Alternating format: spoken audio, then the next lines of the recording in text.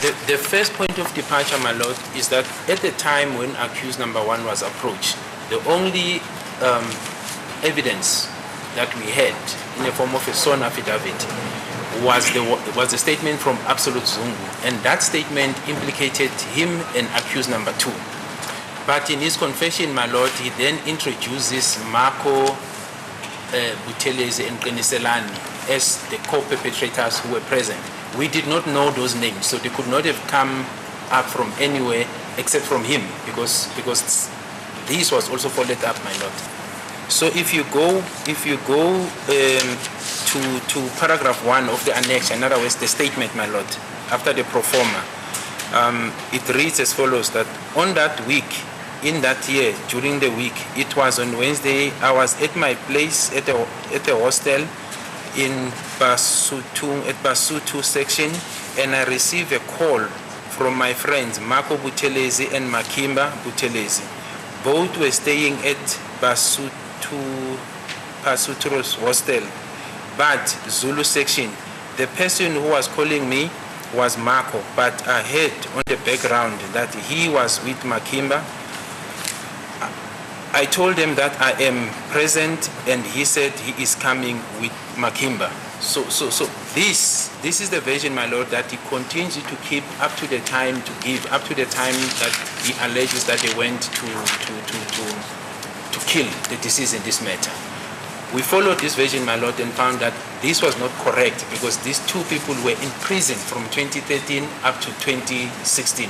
Now, my lord, Makimba is also Qiniselani Buthelezi, because we managed to get to him, and a statement from him was obtained with regards to this, as one was trying to corroborate this confession, my lord.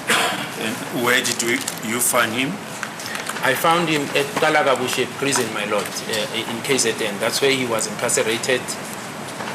And the records, my lord, confirm that he was indeed in detention from 2013 together with his brother, Marco, and they were released briefly in 2016, where he was then arrested again. This is Qiniselani. And thereafter, Marco was then killed, I think around 2019. We also obtained his death certificate.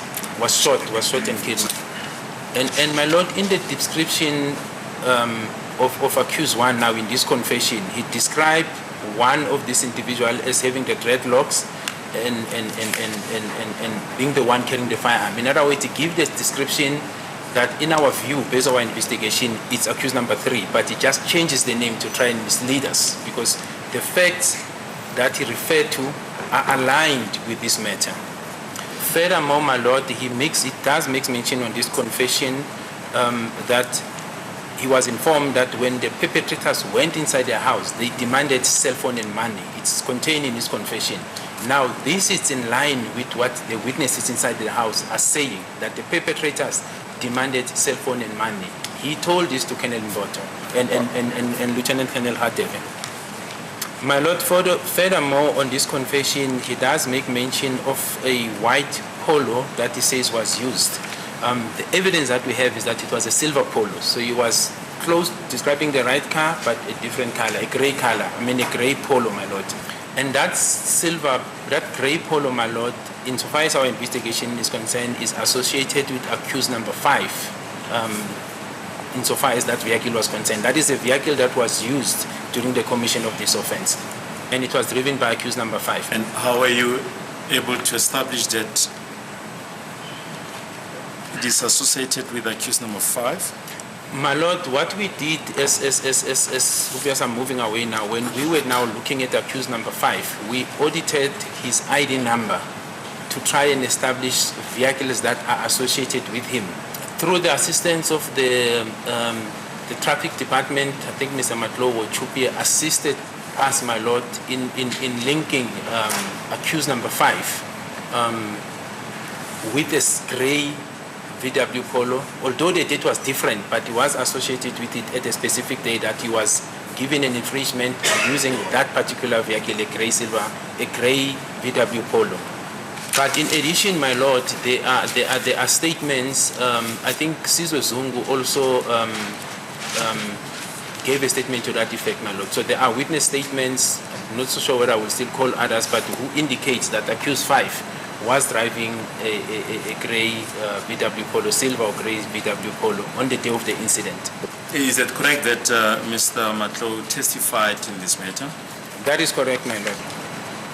Paragraph H of his affidavit that appears on page 5. Okay, Natis records indicate that Mr. Fisoku Ntuli, ID 86011 05612086, was issued with infringement handwritten notice number 1-0011-016 8990 by Traffic Officer MJ Stoffy, Officer's Infrastructure number 49512K9R, attached to JMPD Issuing Authority. The particulars of the infringement are shown below.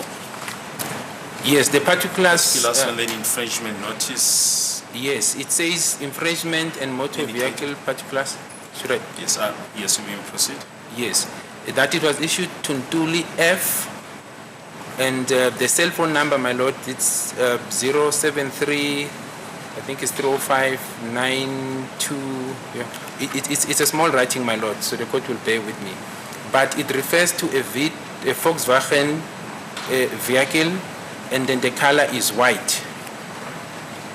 The date is 2016 0209, my lord, if I can see correctly.